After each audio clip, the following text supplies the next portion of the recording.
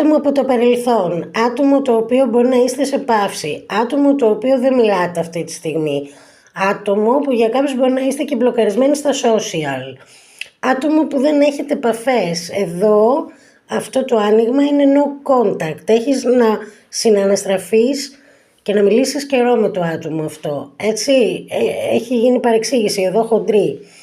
Είναι ακόμα κολλημένο σε σένα, του λείπεις το πρόσωπο αυτού, δεν είναι σε καλή ενέργεια. Όσο περνάει το χρονικό διάστημα, τόσο απελπίζεται, νιώθει ότι το έχεις αφήσει στο παρελθόν, νιώθει ότι μπορεί να προχωράς, νιώθει ότι του βάζεις όρια, άμυνες και ότι δεν θέλεις να συναναστρέφεσαι μαζί σου. Παίρνει μηνύματα από το σύμπαν αυτό το άτομο, μπορεί να σε έχει δει στον ύπνο του και πρόσφατα ή και εσύ να το έχεις δει.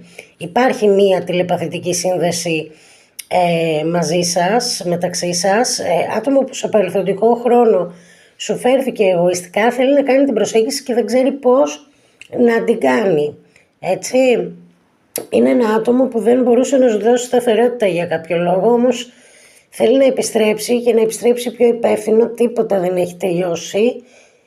Κρατάει συναισθήματα ακόμα, δεν θέλει να έχεις αμφιβολίες, αλλά δεν ξέρει πώς να κάνει την προσέγγιση. Φοβάται πολύ την απόρριψη αυτός εδώ. Ο στόχος είναι να σε κάνει να τον εμπιστευτείς ξανά και δεν ξέρει τον τρόπο και να γίνει ένα ξεκίνημα νέο μεταξύ σας με πιο ουσιαστικές βάσεις.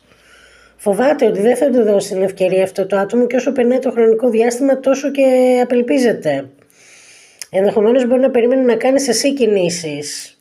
Μιλάμε για σχέσεις πεπρωμένο, αυτό το πρόσωπο θεωρεί ότι είσαι το άλλο του μισό. Προφανώς μπορεί να ήταν κάποιοι εδώ σε άλλες επιλογές και να συγκρίνανε καταστάσεις. Έχουμε την ενέργεια εδώ να θέλει να επικοινωνήσει και να φοβάται. Έχετε να μιλήσετε καιρό, οπότε το βρίσκω λίγο λογικό.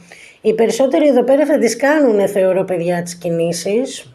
Θα τις κάνουν και 2 φορές 9 ράβδι, το είδα και πριν αυτό. Κρατάει στη σύνδεση ακόμα αυτό το πρόσωπο, δεν σε έχει ξεπεράσει.